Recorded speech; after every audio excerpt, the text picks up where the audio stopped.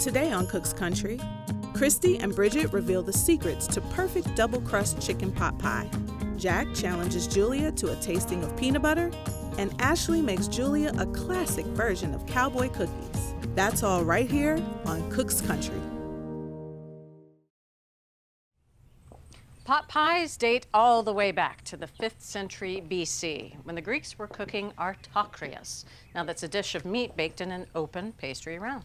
300 years later, the Romans added a top crust, and things got a little weird. They baked everything between two crusts, including live birds. Wow. Okay, the pot pies that landed in America in the 1700s were a bit more utilitarian. They were seen more as a means to use up leftovers. Until the 20th century, when frozen dinners became popular. And by 1955, Americans were buying 150 million pounds of frozen meat pot pies a year. Boy, that's a lot, but nothing, absolutely nothing can beat scratch cooking. So Christie's going to show us how to build a double-crust chicken pot pie from the bottom up. Let's go inside.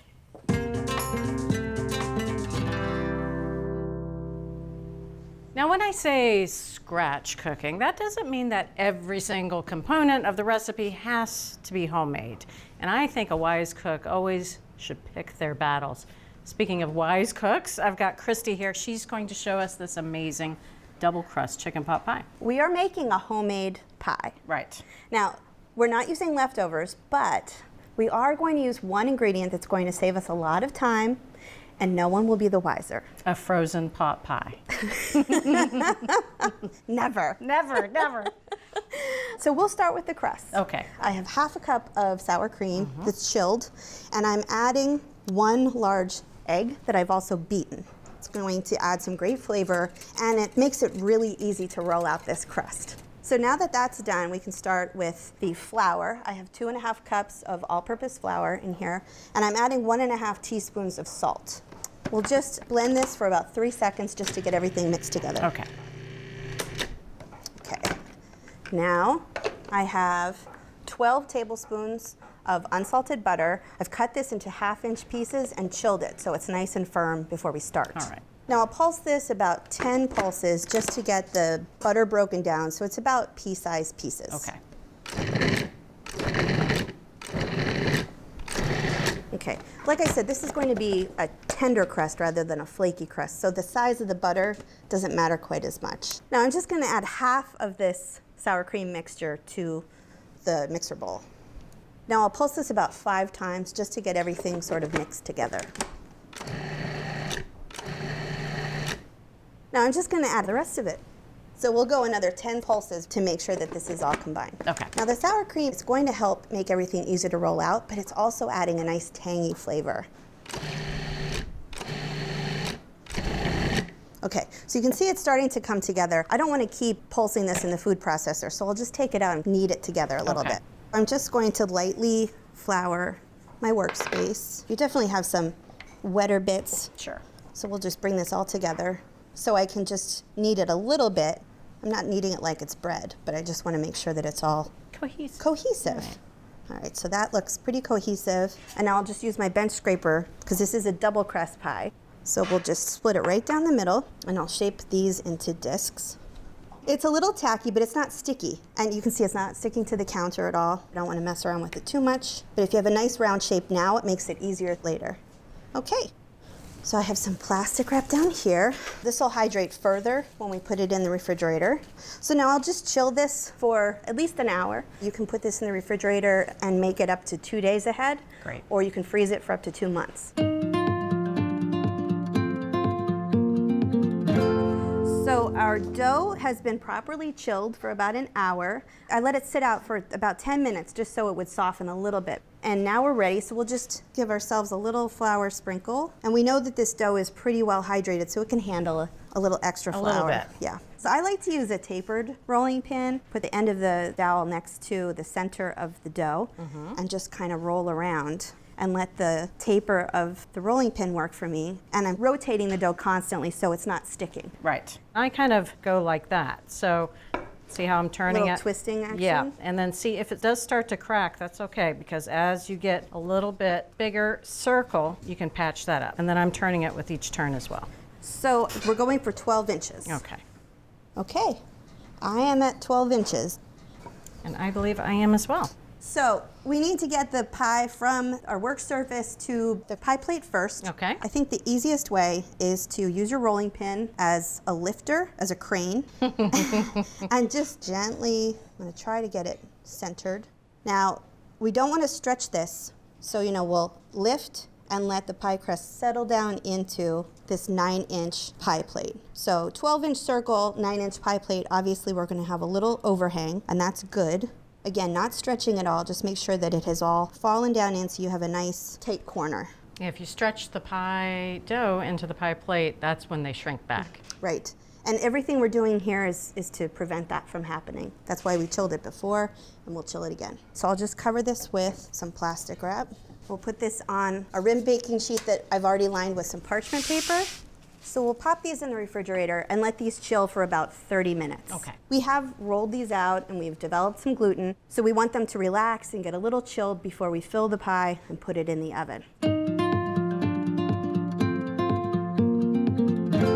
So now it's time to make the filling, and we want this to be savory, satisfying, and I can think of no better way to get there than by starting with some butter. I like the way you think. So I have 4 tablespoons of unsalted butter in a large saucepan over medium heat. You can hear it is melted. Yes. So we'll start building the base. And we're starting with our classic trio. This is 1 onion that's been finely chopped, which is a cup. So we'll add that. And now I have 2 carrots that I peeled and cut into 1/4-inch pieces. This is about 2/3 of a cup. Okay. And this is 2 ribs of celery. And I've also cut this into 1/4-inch pieces. So we have nice little bite size. Nice. And that's about 1/2 cup. So we'll add that with some salt and pepper. This is a 1/2 teaspoon each, salt and pepper. We'll cook it for about 6 minutes until the vegetables have softened, but we're not looking for browning here. So as you can see, our vegetables are nice and soft. Lovely. So now we'll add some thickener. I have 6 tablespoons of all-purpose flour, and I'll just sprinkle that over the top. And we'll just cook this until we have a nice golden shade, just to cook out any of that raw flour flavor. Gotcha. Just 1 to 2 minutes. Okay. Well, this color looks good. So now I'll add the liquid. Now, the first is 2 1/4 cups of chicken broth. But I'm also adding 1/2 cup of 1/2 and 1/2. This is just going to add richness to balance out the savory. So I'm going to turn the heat up to medium-high, and we want to bring this to a boil. Okay. The sauce is starting to boil. So I have 1 small russet potato. I've cut this into 1/4-inch pieces, and that's 1 cup of potato. And I'm also adding a teaspoon of minced fresh thyme. And I'll turn the heat down to medium. And we'll let this simmer. What we're looking for is to get those potatoes nice and tender, but we'll also let the sauce thicken up a bit, and that's going to take about 8 minutes. Okay. So Bridget, we have about a minute left on the sauce part of the filling. Right. So now it's time to talk about the elephant in the room. Which is the fact that you haven't roasted a chicken, cooked a chicken, poached a chicken. I haven't, but that doesn't mean we're not going to have chicken. Okay. We're using the most convenient thing that you can find, and that's a rotisserie chicken. It's great, they're convenient, you can find them at grocery stores or your local market. This was a 2.5-pound rotisserie chicken, and you need to be able to get about 3 cups of meat from it. Right. So the size of the chicken is important. I've shredded most of it, just want them in bite-sized pieces. Okay. So this looks great. I'm going to turn off the heat. So now I'm going to add my chicken. And the final element, I have 3/4 of a cup of frozen peas. They're also going to help cool down the filling. Otherwise, you'd melt the crust. So we'll just get this mixed together. You have put the chicken back in chicken pot pie, because that is a lot of chicken in there, and I love it. Let's go over to the pie crust. Okay. So we have our fully chilled crust ready for us. This is going to be a nice mounded pie. It really looks beautiful. So now we'll go ahead and we'll get the top crust. Same trick with the rolling pin. We'll very gently drape this, trying to match it up. Lovely. Obviously, we made the crust a little bigger than we needed to, so now I'll trim it. We want to trim it about 1/2 inch beyond the edge of the pie Rim? plate. Right. Yes, I know that that's from the tip of my thumb to the base of my thumbnail. You've made a few pies. I have. Well done. Thank you. So now we'll go around and we'll just pinch the edges together to create a nice seal. We don't want any of that deliciousness escaping. And now I'll fold it under and we'll create kind of a lip Okay, so now it's time to crimp. You can crimp however you like. I love to flute the edges.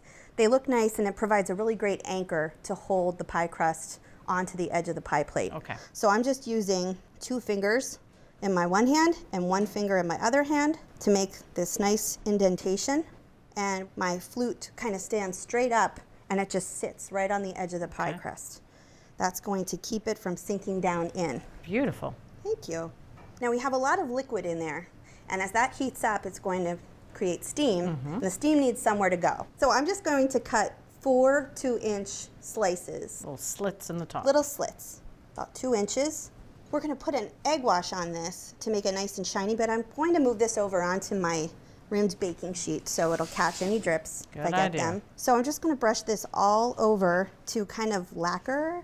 And that's just egg. This is just 1 large egg that I've beaten, and make sure that you get in there because this just adds such beautiful shine. Do you see any spots? I do not. Okay, so the oven's ready to go. Okay. I put the rack on the very lowest position and heated the oven to 450 degrees. We'll put it in for 18 to 20 minutes. And that first stage is going to make sure that we get a really nice set bottom. Okay. And the top's going to start to brown a little bit. Then we're going to drop the temperature to 375 degrees, rotate the whole baking sheet, and then let the pie bake for another 12 to 15 minutes. And at that point, we're going to see this really nice golden brown color forming.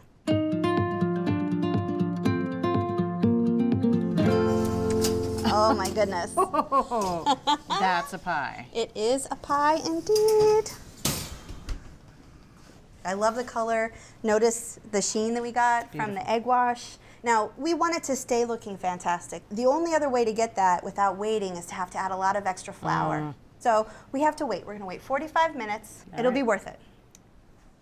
5, 4, 3, 2, 1. That's 45. Now it's time to slice into it. I'm really going to appreciate it. Okay, and I kind of like the slits that we cut sort of create a little roadmap for our pie slices. Tracing. Yes. Oh my goodness. It pleases you. It pleases me. All right, I do want to try the bottom crust especially because a double-crusted pot pie with a bottom crust that's not soggy is a very rare thing. That is cooked through, absolutely. The filling is creamy and rich, but it's not stodgy at all. No. Every single bite is full of chicken. Chicken, chicken, chicken, chicken, chicken. And then crust. Melts in your mouth. Thanks, Christy. This amazing chicken pie, it starts with an easy to roll out dough. Cut butter into flour, then add a sour cream and egg mixture in 2 stages. Divide the dough in 2, refrigerate and roll out, and then fit 1 dough round into a pie plate. The filling base starts with sauteed aromatics, flour, broth, and half, plus a little potato. Stir in shredded rotisserie chicken, top with the second dough round, and bake. Let cool for an agonizing 45 minutes and then serve. So from Cook's Country, the can it be done? Yes, it can. It's the amazing double-crust chicken pot pie. Thanks, Christy. My pleasure. Love our in-depth reviews? Get the latest from our reviews team delivered straight to your inbox. Our well-equipped cook newsletter provides top product picks, no-nonsense buying guides, and must-try recipes. No extra fluff, just the smartest ways to shop, save, and cook. Sign up for free now at americastestkitchen.com/newsletter.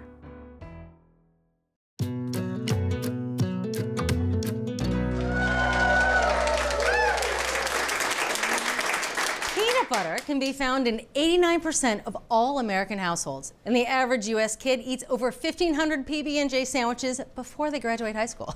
So the question for Jack today is, which brand of peanut butter is best? Yeah, this is going to be an interesting taste test because I think this has a lot to do with what you grow up with.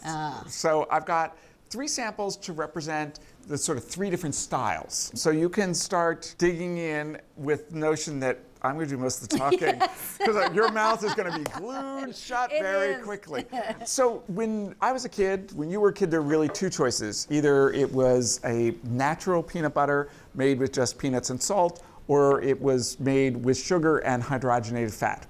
So hydrogenated fat is oil that's been treated with chemicals so that it's solid at room temperature, so you get a smooth, creamy peanut butter. The natural peanut butters with just the salt and peanuts, they're oily, they're greasy, they separate. They're also not sweet.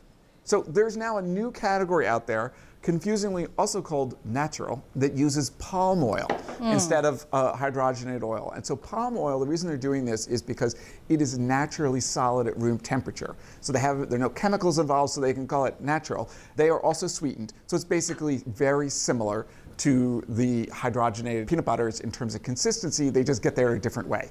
So I have a little visual. While I was you're going to say, I tasting. could pour this one. Yeah, so, well, I'm gonna do some pouring here. So this is the traditional peanut butter with the hydrogenated fat. You see it's creamy, it's stiff. This is what I would call a truly natural peanut butter made with just peanuts. You see it's made a big mess here. It's going to eventually pour. The big thing that we found, besides the fact that you can make a very different sandwich, very different flavor profile, is these bake totally differently. So when we made peanut butter cookies, what happened was the peanut butters that had just the peanuts and the salt, they didn't spread very much. And so you got a really cakey, kind of dry cookie that really wasn't all that great. The ones made with the palm oil, they spread too much. And so you got these little crispy, almost candy-like peanut butter cookies. They weren't bad, but they were not sort of soft and chewy. And this is all about the amount of saturated fat in each one of these, which varies. And that determines how much spread you get in a cookie. And so it's a really interesting test. I've done a lot of talking. Yep. Tell me what you think of the 3 samples. So these were very different to me. This one, it didn't even taste like peanuts to me. It tasted like it wanted to be peanut butter. It had the right sort of texture mostly, but it was very bland. Okay.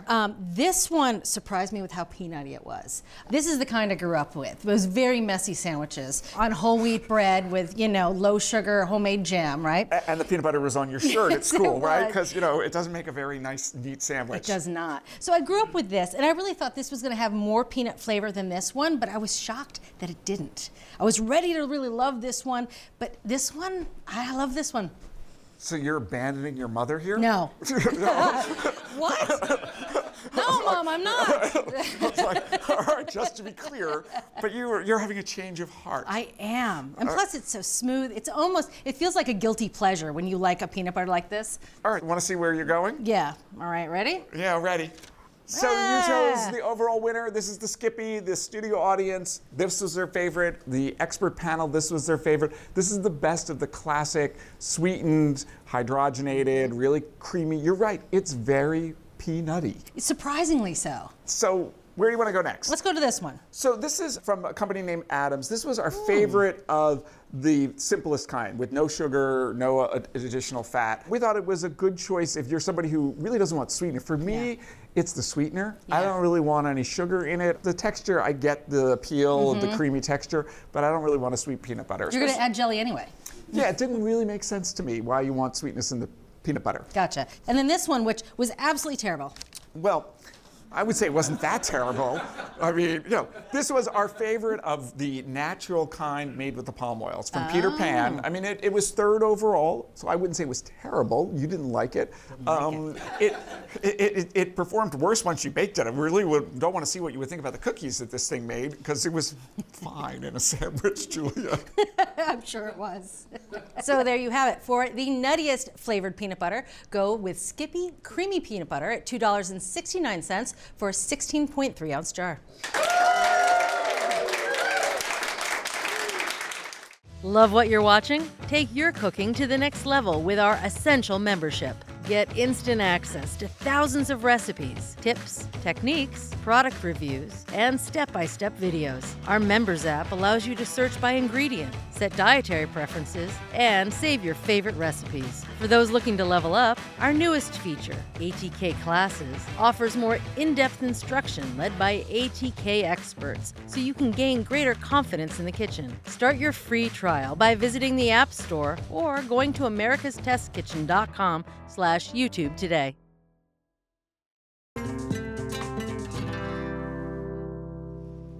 Every 4 years, Family Circle magazine has a cookie contest in honor of the presidential election.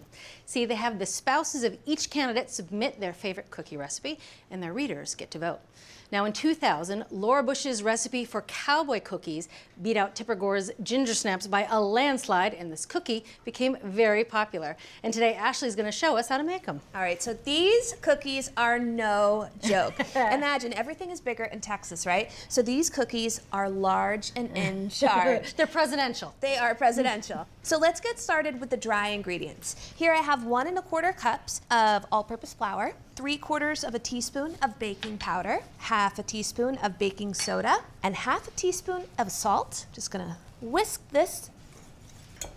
All right, move on down over here. Now on to the wet ingredients. So here I have 1 1/2 cups of light brown sugar, 12 tablespoons of unsalted butter, and this has been melted and cooled.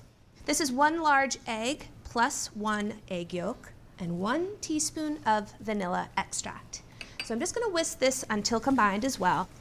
So now I'm just gonna add the dry to the wet all at once and whisk this until just incorporated. All right, so that is just combined. So here we have 1 1/4 cups of old-fashioned rolled oats. Now you can use quick or instant oats, but just don't use the thick rolled oats. Gotcha. And then here we have 1 cup of toasted pecans, which I chopped coarse, 1 cup of sweetened shredded coconut, and 2/3 of a cup of semi-sweet chocolate chips. Now I just want to get a spoon and eat this right now. Using my rubber spatula, I'm just going to combine this, fold everybody in together. So now let's get to portioning. Okay. I went ahead and sprayed this 1/4 cup measure with some vegetable oil spray. So this is a rimless baking sheet. Usually we use a rimmed baking sheet, but because they are so large, the cookies needed the room to expand as they baked. They're definitely going to spread out quite a bit. In fact, we're going to have 8 cookies per sheet, and we're going to space them 2.5 inches away from each other so that they have their room to grow. All right, here we have the last cookie. I am gonna take any remaining dough and just add it onto any of the cookies that look like they were a little bit skimpy. A little skimpy. All right, so the cookies are ready to go into the oven. Now, number one, I do wanna mention that we are gonna be pulling these when they look a little pale and raw in the center, but set around the edges. I'm gonna bake these cookies 1 sheet at a time. I have an oven that's been preheating at 350 degrees, and we're gonna bake them for 15 to 17 minutes, rotating the sheet halfway through baking.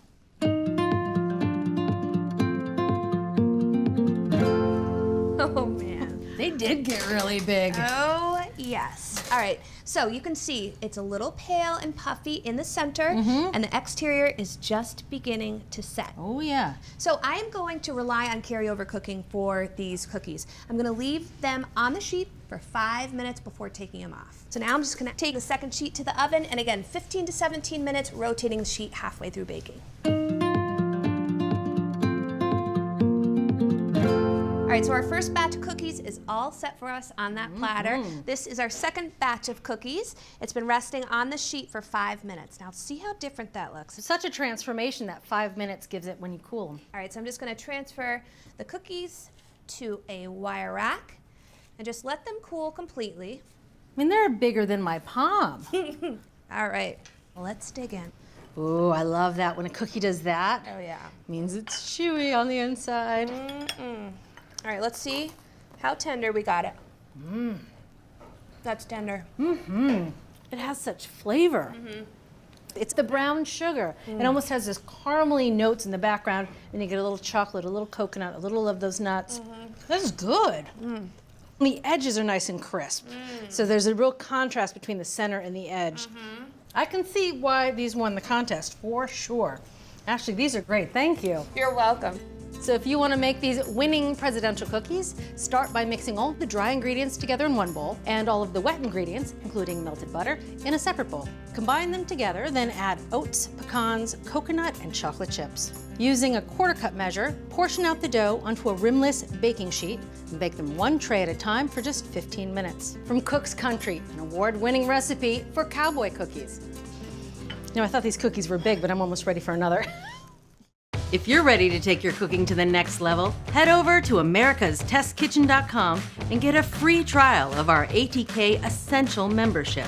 While you're there, you can sign up for our free email newsletters and download our app. So, what are you waiting for?